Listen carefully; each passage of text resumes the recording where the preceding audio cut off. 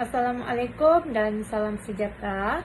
Saya Nur Azima binti Muhammad, MS 241269093. Dalam video refleksi ini, saya akan memberikan pandangan saya mengenai isu kekurangan pengetahuan pedagogi dalam kalangan guru.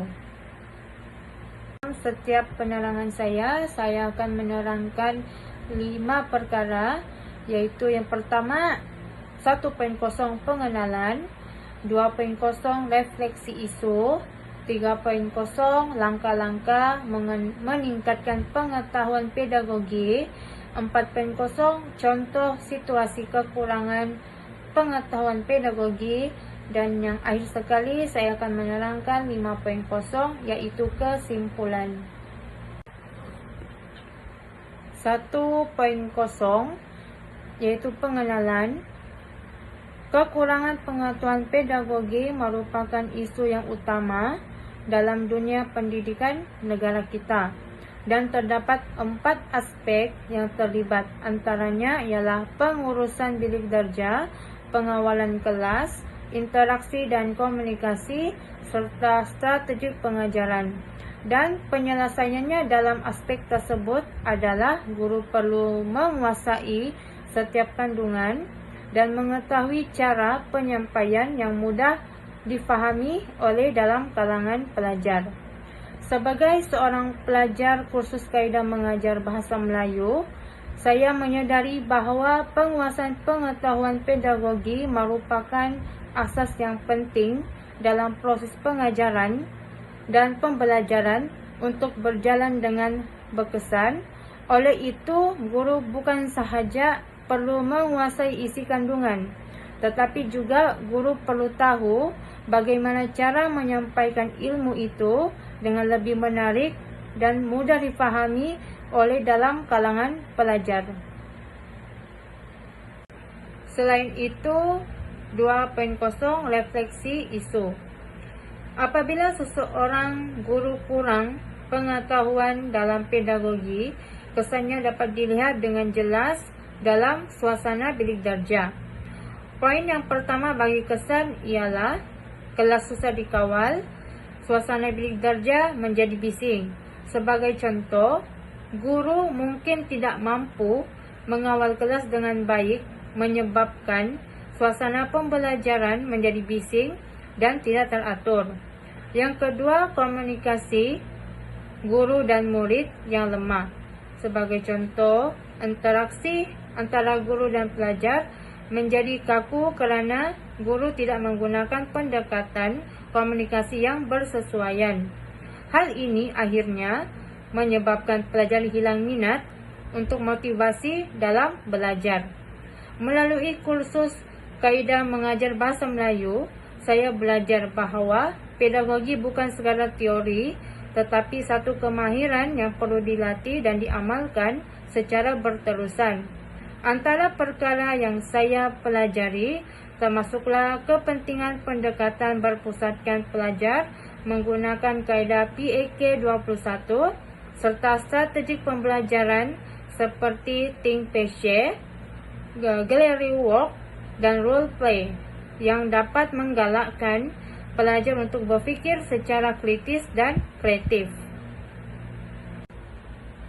Seterusnya 3.0 yaitu langkah-langkah meningkatkan pengetahuan pedagogi.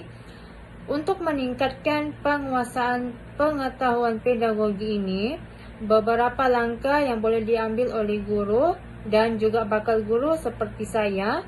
Langkah yang pertama adalah guru perlu sentiasa mengikuti kelas profesional dan latihan bengkel pedagogi.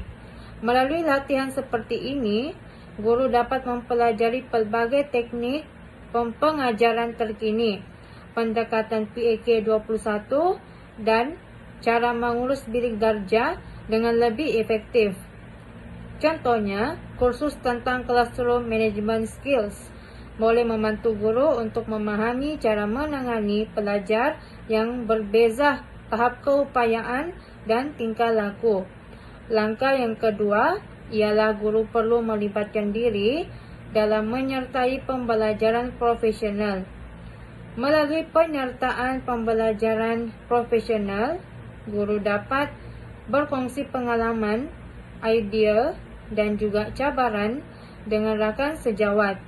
Ia bukan sahaja menambahkan ilmu, malah ia dapat membantu guru mencari penyelesaian yang sesuai dengan konteks sekolah masing-masing. Langkah yang ketiga ialah guru perlu menguasai teknologi dalam PDP. Dalam era digital, pedagogi juga berubah kepada pedagogi digital. Guru perlu menguasai penggunaan teknologi seperti platform Google Classroom, Wizards, atau Padlet bagi menarik minat pelajar. Ini selaras dengan kemahiran abad ke-21 yang menekankan pembelajaran secara interaktif dan kolaboratif. Bagi langkah yang keempat, guru perlu membuat penilaian diri selepas sesi pengajaran. Penilaian membantu guru mengenal pasti kelemahan dan kekuatan sendiri. Sebagai contoh, jika pelajar sukar untuk memahami sesuatu topik, guru perlu menilai semula sama ada pendekatan yang digunakan kurang sesuai dan seterusnya memperbaikinya pada masa akan datang. Selanjutnya yaitu 4.0, contoh situasi kekurangan pengetahuan pedagogi. Untuk menggambarkan kesannya, saya ingin mengungsikan dua contoh situasi. Situasi yang pertama yaitu seorang guru bahasa Melayu menggunakan kaedah ceramah dan sepenuhnya semasa mengajar karangan. Pelajar hanya mendengar tanpa sebarang aktiviti interaktif, mengakibatkan pelajar tersebut menjadi pasif, kurang berminat, dan sukar menghasilkan karangan yang baik. Situasi ini menunjukkan bahwa guru tidak menerapkan strategi pedagogi berpusatkan pelajar, seperti ketiadaan aktiviti berkumpulan yang boleh meningkatkan penglibatan pelajar. Bagi contoh situasi yang kedua, yaitu dalam sebuah kelas yang mempunyai pelbagai tahap penguasaan, guru tidak menyesuaikan kaedah pengajaran. Guru memberi tugasan yang sama kepada semua pelajar tanpa mengambil kira perbezaan individu, mengakibatkan pelajar tersebut lemah, ketinggalan, dan pelajar yang cemerlang pula akan cepat bosan.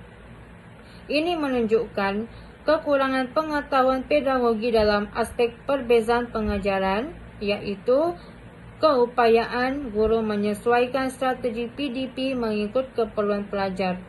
Melalui kursus ini, kaedah mengajar bahasa Melayu, saya sedar bahawa setiap pelajar unik dan mempunyai gaya pembelajaran yang berbeza-beza.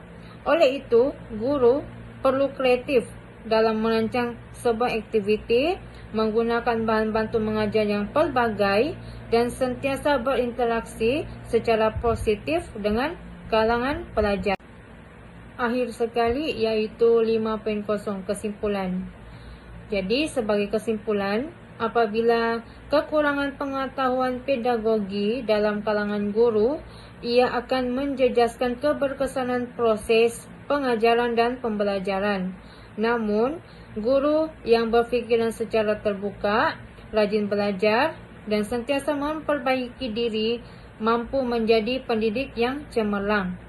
Melalui kursus kaedah mengajar bahasa Melayu ini, saya turut menyadari bahawa tugas seorang guru itu bukanlah hanya sekadar menyampaikan ilmu sahaja, namun ia juga membimbing pelajar, membina pemikiran, nilai, dan sahsia diri. Saya turut berazam untuk terus meningkatkan kemahiran pedagogi saya apabila saya menjadi guru bahasa Melayu suatu hari nanti, dan menjadi guru bahasa Melayu yang berkesan, berilmu, dan disayangi dalam kalangan pelajar.